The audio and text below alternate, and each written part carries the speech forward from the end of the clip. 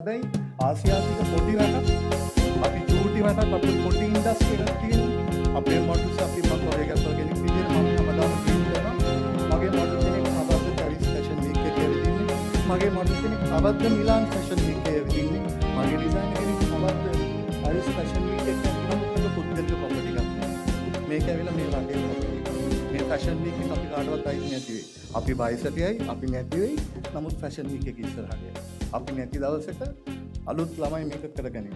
ඒක තමයි අපේ අරමුණ. කොරියෝග්‍රාෆර් කෙනෙක් විදිහට මගේ අරමුණ මගේ ඉන්ඩස්ට්‍රි එකේ මගේ ළමයි ඉන්ටර්නැෂනල් පර්ෆෝම් කරනවා. මේ මාධ්‍යවේදීන්ගෙනුත් ඉල්ලනවා අපි හැමදාම දේශපාලනය මාකට් කරනවා. හැබැයි අපිට සෙටක් වෙලා නැහැ මේක.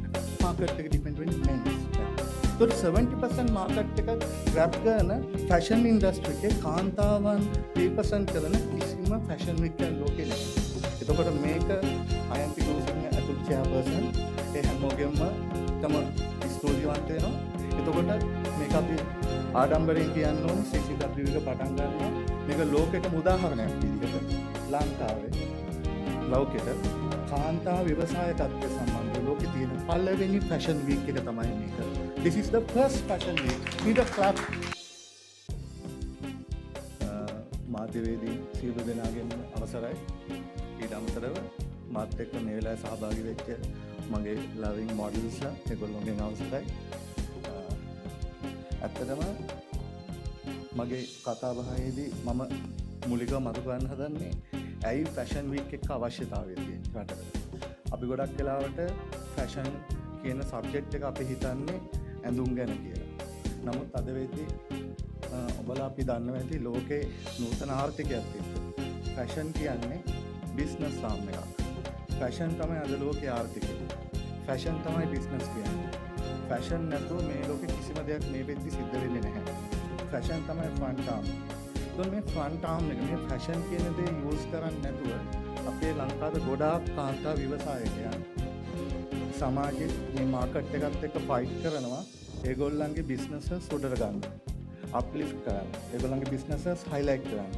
ඉතින් මම CCW එකට ස්තුතිවන්ත වෙනවා කාන්තා ව්‍යවසායකයන් අතර මේ තිබ්බ ගැප් එක ෆැෂන් සම්බන්ධව තිබ්බ ගැප් එක ෆිල් කරන්න මේ ෆැෂන් වීක් එක පටන් ගත්ත එකට.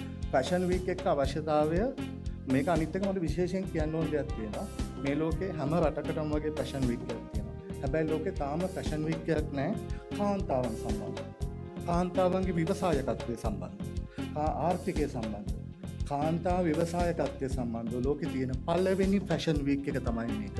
This is the first fashion week. Need a clap for everyone. This is the first fashion week in the world for representing women entrepreneurs.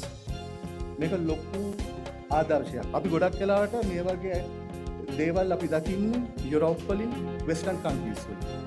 හැබැයි ආසියාතික පොඩි රටක් අපි චූටි රටක් අපිට පොඩි ඉන්ඩස්ට්‍රි එකක් තියෙන්නේ. අපේ මොඩල්ස් අපි මම කොරේ ගත්තා කෙනෙක් විදිහට මම හැමදාම ට්‍රීට් කරනවා. මගේ මොඩල් කෙනෙක් අවද්ද පැරිස් ෆැෂන් වීක් එකේ ඇවිදින්නේ. මගේ මොඩල් කෙනෙක් අවද්ද මිලාන් ෆැෂන් වීක් එකේ ඇවිදින්නේ. මගේ ඩිසයිනර් කෙනෙක් අවද්ද පැරිස් ෆැෂන් වීක් එකේ ඇවිදින්නේ.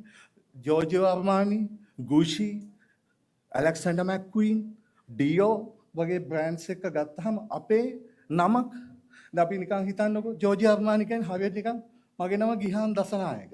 මමත් බ්‍රෑන්ඩ් එකක් වුණොත් දසනායක කියන එක බ්‍රෑන්ඩ් එකක් වෙනවා. රයිට්? හැබැයි අපේ ඩිසයිනර් කෙනෙක් අපිට එතෙන්ට අප්ලිට් කරගන්න බැරි වෙලා තියෙනවා. ගිහිල්ලා නැත්තේ නැහැ. ගිහින් තියෙනවා. නමුත් අපිට ප්‍රාඩා කොකෝ ෂැනල් කියන ස්ටෑන්ඩඩ් එකට යා ගන්න බැරි වෙලා තියෙනවා. එතකොට අපි ස්ටෑන්ඩඩ් යන අපිට තියෙන බාධා මොනවාද? අපි ෆැෂන් වීක් එකක් ෆැෂන් වීක් වල අඩුවක් තියෙනවා. අපි ගොඩාක් බියුටි පැජන්ට් පැත්තට යනවා. ඊට අමතරව පොලිටිකල් පැත්තෙන් අපි ගොඩාක් කතා බහ කළාට අපිට ෆැෂන් සම්බන්ධ ලොකු නොලෙජ් එකක් නැහැ. ඉතින් ඇත්තටම තවත් විශේෂ කාරණාවක් තියෙනවා. ඕකේ ෆැෂන් ඉන්ඩස්ට්‍රි එක 70% ෆැෂන් මාකට් එක හෙල්ඩ් කියන්නේ ඩිපෙන්ඩ් වෙලා තියෙන කාන්තාවන්ගේ. 30% මාකට් එක ඩිපෙන්ඩ් වෙන්නේ මෙන්ස් පැත්තේ. ඒතකොට 70% මාකට් එක ග්‍රැබ් කරන ෆැෂන් ඉන්ඩස්ට්‍රි එකේ කාන්තාවන් 3% කරන කිසිම ෆැෂන් වීක් එකක් ලෝකේ නැහැ. එතකොට මේක අයන්ති ගෝසිංහ ඇතුළු චෙයාපර්සන් ඒ හැමෝගෙම තම ස්තුතිවන්ත වෙනවා. ඒ වගේ දෙයක් ලෝකෙට හඳුන්වා දීම සම්බන්ධව මේක අපිට ඩෙවලොප් කරන්න පුළුවන්. මම කොරියෝග්‍රාෆර් කෙනෙක් විදිහට මේ අවුරුද්දේ මේ වැඩසටහනත් එක්ක වැඩ කරනවා. මගේ උපරිම දායකත්වය ලබා දෙනවා. ඒකෙදි අපි සීනියර් මොඩල්ස්ලා වගේම ජූනියර් මොඩල්ස්ලා වගේම එක්ස්පීරියන්ස් තියෙන මොඩල්ස්ලා හැමෝම වගේ යූස් කරනවා. ඒ හැම තැනකදීම කාන්තා ව්‍යවසායකත්වයට මුල් තැන දෙනවා. එතකොට අපි ඩිසයිනර්ස්ලට මේ මාධ්‍යවේදීන්ගෙනුත් ඉල්ලනවා. අපි හැමදාම දේශපාලනය මාකට් කරනවා. හැබැයි අපිට සෙටක් වෙලා නැහැ මේ වෙනකම්.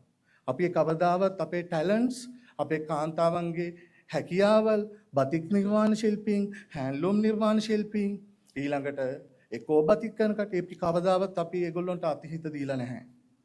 ඉතින් මේක අවස්ථාවක් කරගනිමු. මේකට අතහිත දෙන්න. ෆැෂන් වීක් එක කියන්නේ ලංකාවේ කාන්තාවන් වෙනුවෙන් තියෙන එකම ෆැෂන් වීක් එක මේක. ලෝකේ කාන්තාවන් වෙනුවෙන් තියෙන එකම ෆැෂන් වීක් එක මේක.